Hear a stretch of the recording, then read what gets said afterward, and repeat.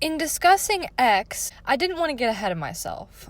It's pretty hot right now, what with the widespread theatrical release giving suckers like myself the ability to see it in their local Cinemark. The people have been hungry for something weird, something unyielding to supplement a hole left by the recent horror trend of elevated horror, which I love, but wherein the dirty grindhouse aesthetic often goes ignored. That's where X comes in. When a handful of young libertines take to the country for their new adult film shooting, they encounter an old, eerie couple who are rightfully concerned about what's happening on their property. While none of these characters are totally fully formed, none of them are forgettable either. In keeping with the slasher tone, their personalities are animated, people that are funny and shocking to watch live and die. Brittany Snow especially shines as Bobby Lynn, glossy and liberated and charismatic. I also thought that Martin Henderson was hilarious and committed as a 70s porn producer, and their characters were the most exciting to me.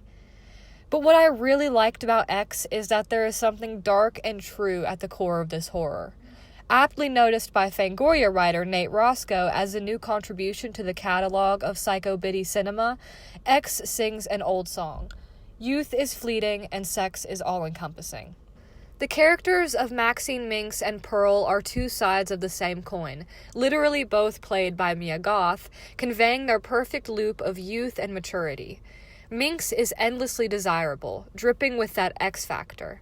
Pearl, now an old woman, unappreciated by her husband and considerably changed from her own prime, is embittered by the state of her life and crazy for attention? Revenge? Sex?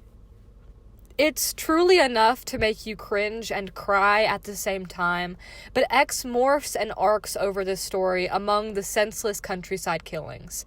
It feels indulgent and provocative while still keeping this bitter underlying thread drawn taut over the course of the film, really providing some sort of movement through the story.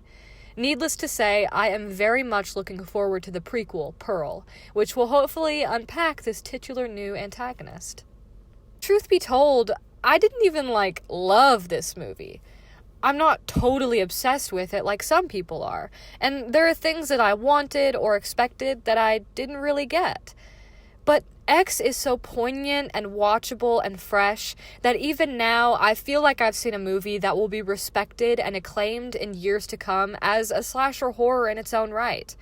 No pun intended, X artfully balances the new and the old, paying homage and starting fresh in the same breath. So what's the moral of this story? Watch this movie and then go check on your grandma.